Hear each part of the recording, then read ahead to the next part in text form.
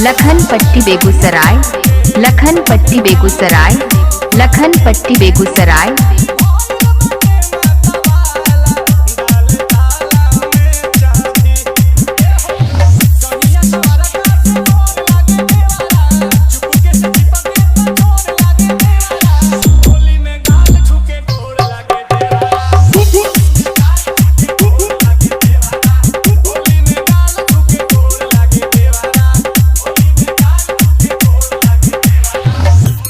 इलाका किसी का भी होगा, धमाका डीजे सूरज का ही होगा।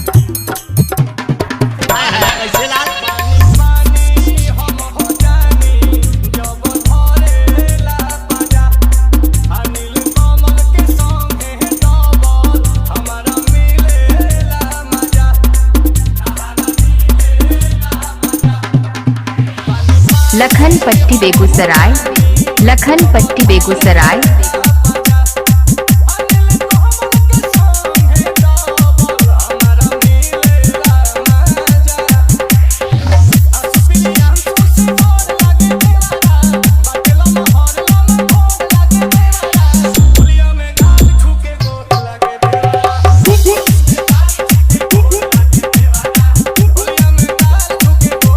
डीजे सूरज, डीजे सूरज, डीजे सूरज।